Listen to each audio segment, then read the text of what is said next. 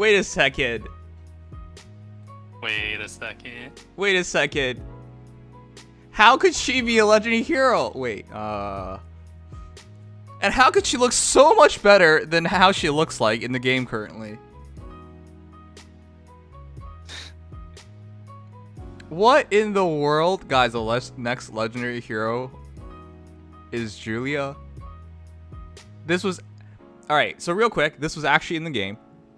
I unfortunately didn't get to it quick enough to show you guys while in the game. But this is a screenshot of it, and can anyone in chat verify this, confirm this right now?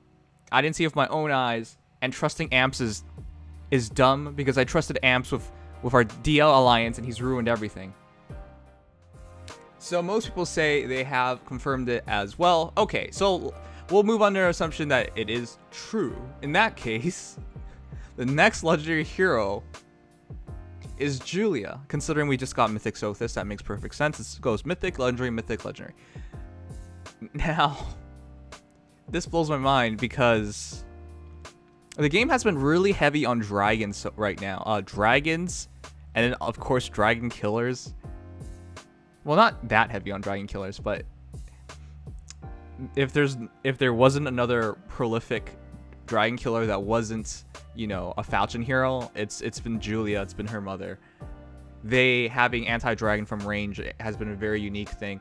Now, right away, this doesn't appear to be... Well, I'm not sure if that's Naga or not, but she's no longer a green mage. Deirdre and Julia were both green mages. This Julia, legendary Julia, is... she's a blue mage. Blue. I think that's our first official... No, never mind. It's not. I thought I was going to say it's our first official blue dragon killer. But we had Legendary Tiki. Legendary Tiki, yeah. Also, she's just like Roy, just like Elliewood. She is purely on stat boosting. Well, I guess she still gives the HP plus 3, I believe. But she's purely on stat boosting. So, Earth hero and just a stat boosted hero. Oh, also a pair up hero. That... I'm not so sure about that, because being effective against dragons isn't really useful in para battles, is what I'm trying to say. Because it matters more if you have buffing, or you can get buffed really easily. Like Elliewood, you know, hard buffer. Roy, bonus doubler. Renewal, you know, pretty quick as well. Pretty good stat spread. Julia being range is going to dampen her BST. But there's a good chance that she might have as much BST as Alm, which has 162 or 163. I think it was 162. Wouldn't her BSTV more closer to Lou? And Lou's what? I'm trying to check that out right now. Because she has to have a step up, otherwise as a hero for pair up it's difficult. Okay, Lou is a 156 BST unit. Yeah. See, that's why I'm saying she might be one step higher, because otherwise, how do you really use Julia effectively? Because she's not that quick. I seriously doubt this version of her is going to be quick. And because not everything's going to be a dragon. I'm going to assume she's going to be effective against dragon. Like, just judging by the animation, it's Naga. No, it's straight up Naga. You can see Naga in the background. It's part of her animation. Yeah, so I imagined really high attack, really high res, but not the speed to back it up. Maybe she will have a skill to allow her to double, or to allow her to get one-shot kills, because if she doesn't, as a pair-up hero, it's very difficult for her to really shine. Just simply Alm, Elliewood, and Legendary Roy, they would all just be much better. Anyways, this is happening on the 28th. It's a standard amount of time to September 4th. And then from the Fire Emblem Genealogy of the Holy War game, the duty-bound Princess of Granville and the inheritor of the Book of Naga has arrived. Yeah, she's still going to use Naga. Now's your chance to summon Julia Crusader Light during the Legendary Hero Summoning event. In this Legendary event, you'll also find 5-star special heroes who were previously released. Oh, okay. So, yeah. In which case, the heroes released are...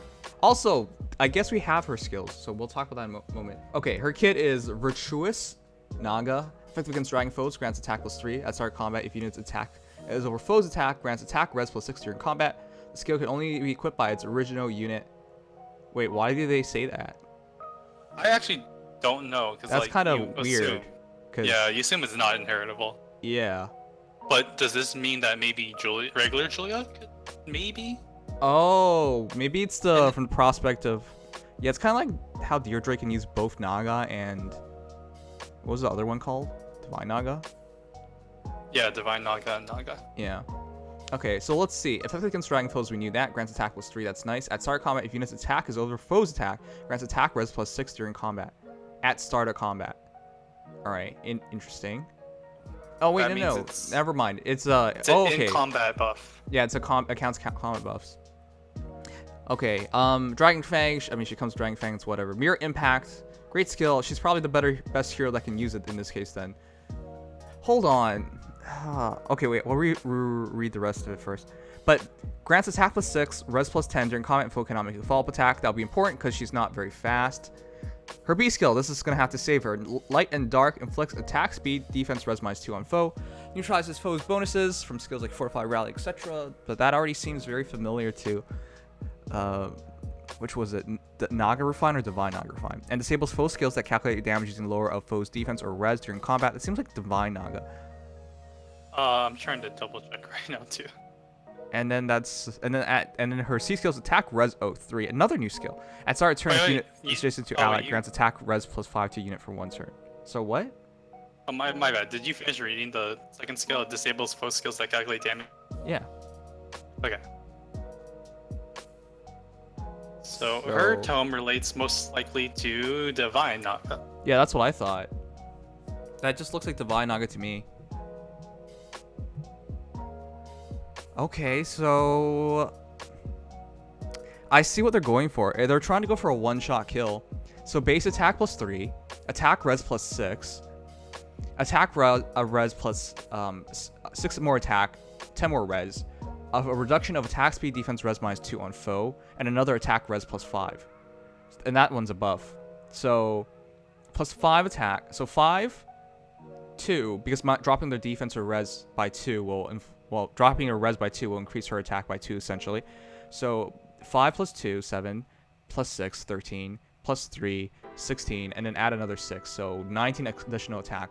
So I think the idea here is just for her to have a one-shot kill and flatten her opponents. Additionally, it is plus 21 res, yes. And this then is basically saying she's gonna have no speed. Yeah, this is basically saying she's gonna have no speed, but she doesn't have to worry about getting doubled. So at range, she's very, very potent because she'll have that massive res advantage too. Because res plus 5, their attack minus 2, and then another plus 10 res, and another plus 6 res. So if she hits anything range, they can't.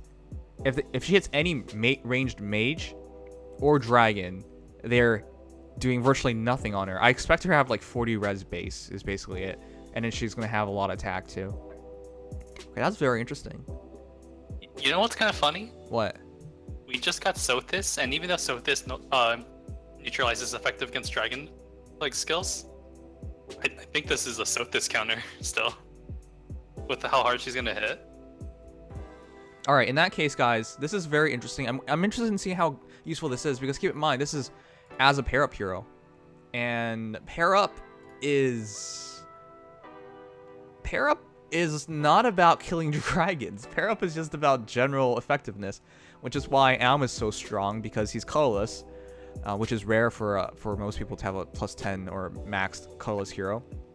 And of course, you know, he's effective against armor, he gets fast specials, he has no follow-up, he hits really, really hard.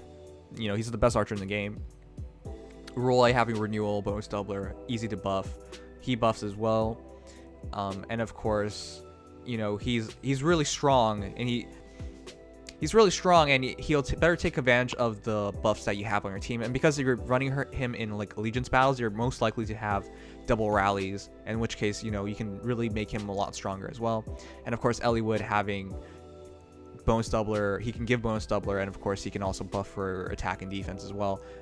So all of those heroes make a lot of sense for allegiance battles. This is the only time so far I'm just not so sure. Yeah, she seems like a good legendary hero, but pair up wise seems kind of odd. Anyways, But yeah. assuming that IS sticks true to what they announced with the pair of heroes, this should be our last pair of hero. Unless they decide to make more. I don't know why this would be the last one, because they don't even have a green pair up hero. Yeah, that's kind of odd that we have 2 red swords. And this pair up hero is not even that effective, in my opinion. I would just use her when she's a bonus in her arena season. All right. So now they're saying there's a FEH channel, and is that up God. right now? Does someone have the link and can DM me it? All right. But just to finish off this banner, jeez, in terms of blues, it's not so bad. It's Actually, okay, no, that's what I wanted to point out. It's all dragon killers on blues. Yeah, it's Legendary Tiki, Naga, Julia, and Naga, Julia, and Legendary Tiki. That's kind of funny, but cool. That actually, there's a certain amount of relationships there, or the relations there. They're all kind of related, actually. Yeah, exactly. And for red, it's Legendary Roy, Ike, And Elise. Elise. Hot Springs. Ooh. The problem with Hot Spring Elise is she's good and all, but she's red, and honestly, she's not essential or necessary for most people, and everyone has Legendary Ike, so it just boils down to how much you need Roy. For colorless, it's Grima. Legendary Grima's been there so long. I think if you wanted her, she's already there. And then there is Bruno and What on earth is going on? Duma. Damn, that's also not a very good one. And then for green. Green is Guthra, Mist, Kaden. Yeah. Not so good. Alright, so I'm just gonna say it now. You know the next Legendary Heroes banner, and you know the current Mythic Heroes banner is super good. Don't worry about this banner, is what I'm gonna say. Well, okay, I'm gonna say something real quick. Unless you need Dragon Killers, yes. For YouTube that is watching this, we did not see the FEH channel yet, so if there's anything on CYL there, we didn't see it yet. Oh yeah. But I'm gonna say CYL should be before this banner. Yes. So we have no idea what's gonna be there. Yes. Okay. So this might be a big skip, even though Julia seems pretty good. I think the only reason you go here is if you need blue, if you need Dragon Killers, and you only go for blue, because that's the only one I can suggest. Everything else is just way too iffy. All right. Anyways, that signs it off for Julia. It's an interesting. I don't know how this comes out a month earlier, but it's an interesting. Can we even call this a leak? They just straight up threw it out there. Well, Nobody they leaked did take it off there though, so. Well, yeah. It is a leak. All right, but yeah, I hope you guys enjoyed. But now we'll check out the FEH channel.